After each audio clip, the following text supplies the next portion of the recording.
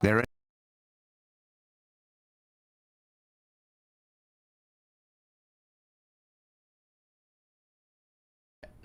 Betul, betul.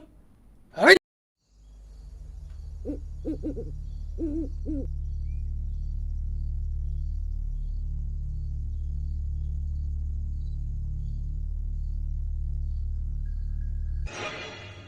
Alamak, nak terkencing.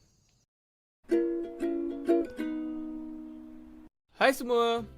Dalam video kali ni, aku nak cerita tentang perasaan takut aku masa kecil. Aku rasa kita ni selalu dibesarkan dengan satu ketakutan. Tak kisahlah takut kat apa-apa pun. Takut dekat anjing ke, takut dekat badut ke, takut dengan plastik hitam ke. Yang penting takut lah. Macam aku ni pula, masa kecil-kecil, aku takut sangat-sangat dengan hantu. Aku rasa semua budak-budak takut dengan benda ni kan? Adik takut dengan hantu kan? Kan? Kan? Tapi dah besar pun sebenarnya kita takut lagi. Cuma, takut aku ni sedikit over lah bagi aku bila fikirkan balik. Jadi cerita kali ni, aku nak cerita pasal masa aku kecil dulu, bila nak tidur, aku akan pastikan kaki aku ke atas dan tidak sampai ke bawah katil. Aku selalu bayangkan dekat bawah katil aku tu ada satu benda yang tunggu time je nak tarik kaki aku. Bila kaki aku tersampai je bawah katil,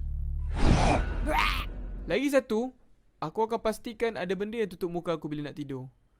Sebab aku satu kepercayaan tahyul aku ni, kalau mata aku terbuka time aku tengah tidur, akan ada benda tunggu depan muka aku secara tiba-tiba.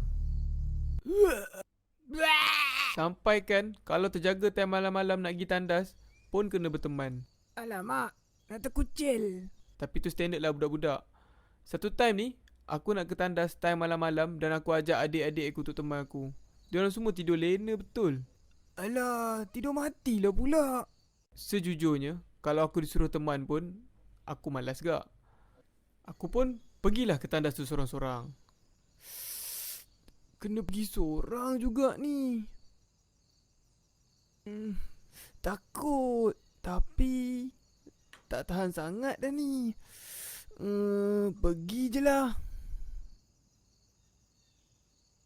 Aku berjalan di dalam gelap tu berseorangan dengan perasaan yang sangat takut. Tandas aku pula time tu yang berada di hujung rumah aku tu, masa tu bagi aku sangat-sangat seram. Dekat tandas pula, aku sangat takutkan dengan lubang tandas tu. Aku selalu terfikirkan yang akan keluar tangan dari lubang tandas tu.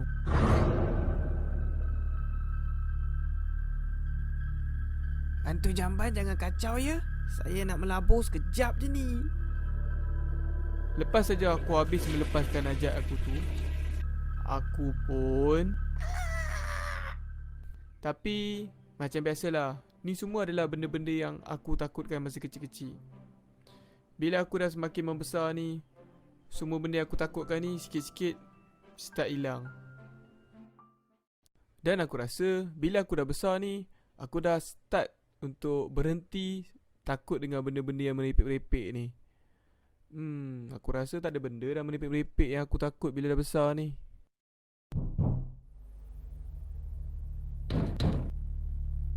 Huh? Sumi.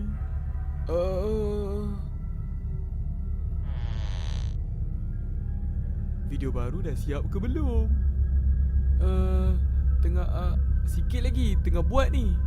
Oh, okey. Siap cepat tau. Okey.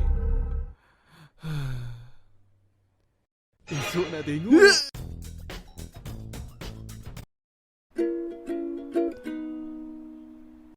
Sepanjang aku hidup, aku rasa aku tak pernah ada pengalaman yang betul-betul menyeramkan.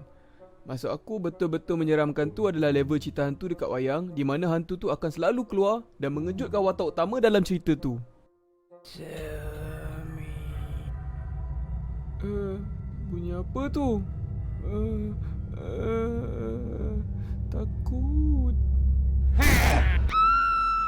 Pengalaman seram aku ni jadi kat aku masa aku sekolah rendah, time aku keluar berkemah bersama kawan-kawan aku.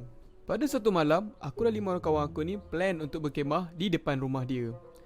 ada salah seorang dari abang kawan aku ni turut join sekali berkemah ni. Seronok dia berkemah dengan kawan-kawan ni sebenarnya, sebab kau boleh lepak dengan kawan kau sampai malam, dah buat benda-benda mengarut je. Lepas tu, abang kawan aku tu ajak kita orang jalan-jalan pusing area taman kita orang tu sambil naik basikal. Rasa tak selamat lah bila fikir balik yang kita orang ni masih budak-budak bawah umur 12 tahun dan keluar jalan-jalan waktu malam. Apa-apa pun, kita orang pun naiklah basikal dan meronda-ronda area taman kita orang tu. Lepas tu, kita orang lalu dekat satu kawasan parit berdekatan dengan rumah kawan kita orang tu. Abang kawan aku tu pun mula menceritakan kat kita orang satu cerita seram pasal parit tu. Dia cakap, dekat parit ni ada satu hantu ni, dia tak ada kepala dan setiap malam dia akan mencari kepala di dalam parit ni. Seramnya. Masa time tu, aku serius seram. Lepas tu, kita orang pun berhentilah dekat satu taman permainan yang berdekatan dengan situ. Dekat taman permainan tu, ada banyak pokok-pokok yang besar. Besar gila. Salah seorang pada kawan aku tu pergi dekat pokok tu dan cakap, Korang tahu tak, Langsui kan suka duduk atas pokok. alah, beruk pun duduk atas pokok.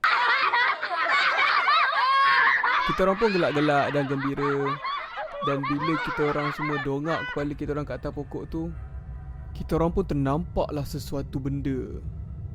Ada benda putih dengan rambut menjurai sedang duduk di atas pokok, betul-betul di atas kita orang. Kita orang dengan perasaan yang sangat takut terus berlari dan tinggalkan basikal kita orang kat situ. Kita orang terus masuk ke rumah kawan kita orang tu dan tidur dalam rumah dia malam tu. Keesokannya, kita orang datang balik untuk ambil basikal kita orang. Dan terfikir jugalah kalau hantu tu masih ada atas pokok tu. Manalah tahu kan kalau hantu tu stay up sampai pagi. Kita orang pun pergi ambil basikal kita orang dengan hati yang berdebar-debar. Kita orang pandang ke atas pokok tu dan apa yang kita orang nampak hanyalah sebuah layang-layang yang berwarna putih tergantung di atas pokok tu.